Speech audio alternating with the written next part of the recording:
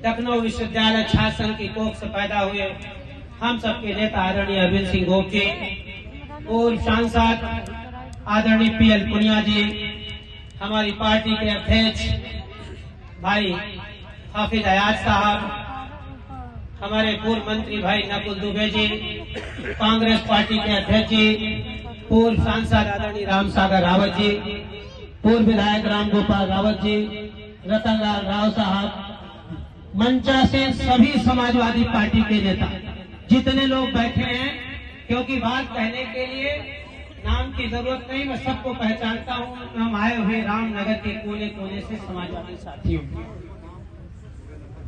आज ऐसे दौर में हम आपके बीच में आए, ये कार्यक्रम पहले से निश्चित हो चुका था और कल धर्म युद्ध जो होने जा रहा है, मंत्री जी कह रहे हैं कल उसकी घोषणा भी हो चुकी है, रणभेरी बन चुकी है।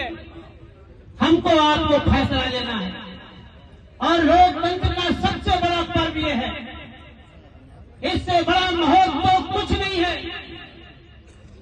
5 साल में हर नेता को अपनी परीक्षा देने के लिए जनता के बीच में जाना पड़ता है। आप नौकरी पा जाओगे तो 60 साल तक वेतन मिलता है, लेकिन राजनीति एक ऐसा माध्यम है कि हर 5 साल में कॉपी चेक करवाने के लिए जनता के बीच में जाया जाता है और वो कॉपी जांचने का जिसको अधिकार है, वो हमारे संविधान में अमीरी और गरीबी नहीं देखता है। चाहे मोदी हो, चाहे अडानी हो, चाहे अंबानी हो, चाहे शाह हो, चाहे इस रामनगर की झोपड़ी में रहने वाली वो बूढ़ी माँ हो जिसके बदन पे कपड़ा नहीं है, वो भी एक वोट डालेगी और वो बड़े से बड़ा भी एक वोट डालेगी। यही एक ऐसा मौसम आता है जब हम अमीर के समान तराजू में बराबर तौले जाते हैं।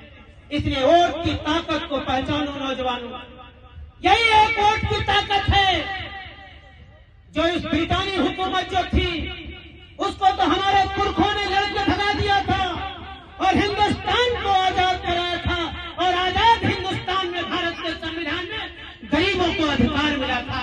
लेकिन ये जो मोदानी हुकूमत है, इसको हटाने की जिम्मेदारी आप सबको है, आप सबको है, वरना जानते हो क्या होने वाला है। संविधान के साथ ये खिलवाड़ कर रहे हैं। हर चीज ऐसी कोई नहीं है जिसके साथ ये छेड़छाड़ नहीं कर रहे हैं और ये मौका आपके बीच में आया है, आपके बीच में आया है वोट के माध्यम से। ऐसे आप नहीं हटा सकते हो। एक ही रास्ता है लोकतंत्र में, वोट का रास्ता। इसलिए अपनी वोट की ताकत को पहचानो। अभी मंत्री जी बता रहे ये लोग तो ऐसे हैं आपदा में अवसर तलाश लेते हैं। कम से कम हिंदुस्तान का जो आंकड़ा है 50 लाख लोग मारे गए कोरोना में, और कोरोना में जो मारे गए और जो कोरोना की वैक्सीन बनाने वाली कंपनी है वो 500 करोड़ रुपया लिखित में चंदा भारतीय जनता पार्टी को दिया। 500 करोड़ रुपया। अब आप समझ सकते हो कि वैक्सीन जो दवाई वाला है उसको भी नहीं छोड़ते। इसलिए ये लोग क्या करते हैं, पहले डराते हैं और पहले छापा मारते हैं। 29 कंपनियां ऐसी हैं जिनके यहाँ पहले छापे मारे गए, उनको डराया गया कि उनको जेल भेजेंगे, उसके बाद उनसे चंदा लिया गया। वसूली करते हैं, हत्या वसूली वाले लोग हैं और 14 लाख करोड़ रुपया उन्होंने माफ किया। देश के उद्योगपतियों का, किसानों का नहीं। कांग्रेस पार्टी थी जब यूपीए 2 थी, आपको पता है कि कांग्रेस पार्टी ने कहा था कर्जा माफी। गांव गांव के किसानों का कर्जा माफ हुआ था कि नहीं हुआ था, बताइए। जो कहती है वो करते हैं, कर्जा माफ हुआ। इन्होंने किसका कर्जा माफ किया? जितना हिंदुस्तान के किसानों का कर्जा नहीं माफ हुआ था, उससे कई गुना ज्यादा भारत के उद्योगपतियों को, जिनके चमचे उनको माफ किए हैं और जिनका कर्जा माफ किया उनसे बैक डोर से चंदा ले लिया। कहा तुम्हारा 50 लाख माफ कर रहे हैं, 20 लाख हमको दो। ये हम नहीं कह रहे, ये डेटा कह रहा है।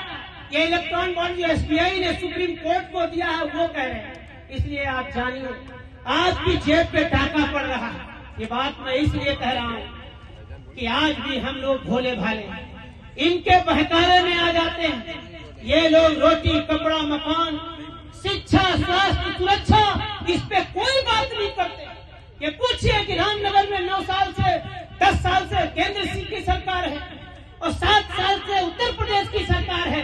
रामनगर का एक काम बता दो, आप बताइए, एक काम बता दें। मंत्री जी देखिए, 2 चीज मंत्री थे, अभी आइए बस अड्डा किसने बनवाया था, फायर स्टेशन किसने बनवाया था, ये बंदर किन्होंने बनवाया था, महादेवा ऑडिटोरियम किसने बनवाया था, इन्होंने तो महादेवा ब्लॉक को भी बनाने के लिए कह दिया था। इसलिए काम पर ये बात नहीं करते, ये रोटी कपड़ा मकान शिक्षा स्वास्थ्य सुरक्षा पे कोई बात नहीं करते हैं, ये उलझाने वाली बात करते हैं। मैं पूछता हूँ, आप लखनऊ जाते हो, एक काम कोई भारतीय जनता पार्टी का कोई भी नेता बहस कर ले, 1 इंच भी मेट्रो को नहीं बनाया।